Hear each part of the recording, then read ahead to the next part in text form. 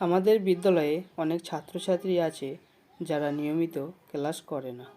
অনেক ছাত্রছাত্রী আছে যারা সারাক্ষণ ফেসবুক ব্যবহার করে। কেউ কেউ আছে যারা সব সময় নিজের স্বার্থ নিয়ে ভাবে। আমাদের দেশে কিছু লোক আছে যারা ঘুষ খেয়ে রাতারাতি ধনী হতে চায়। তো এই সেন্টেন্সগুলো আমরা কিভাবে ইংলিশে ট্রান্সলেট করব তা চলো দেখা যাক। তার জন্য যে আমরা স্ট্রাকচারটি ইউজ করব সেটি হচ্ছে দেয়ার প্লাস ইজ অথবা are plus noun plus preposition plus place plus who অথবা দ্যাট প্লাস সেন্টেন্সের বাকি অংশ।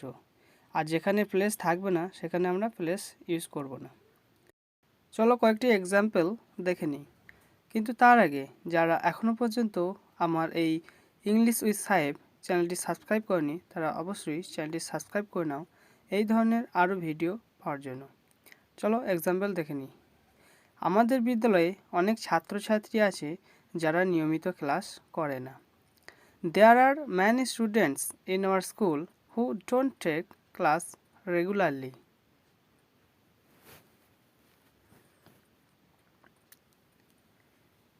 আমাদের দেশে কিছু মানুষ আছে যারা দেশকে ভালোবাসে না।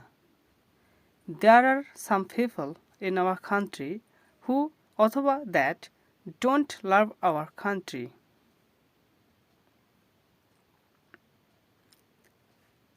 আমাদের গ্রামে একজন শিক্ষক আছেন যিনি খুব ভালোভাবে ইংরেজি শেখান। There is a teacher in our village who teaches English very well.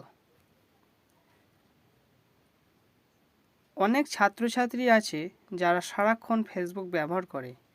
There are many students who use Facebook all the time.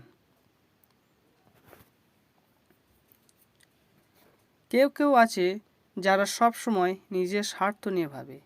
There is somebody who thinks of his অথবা her own interest.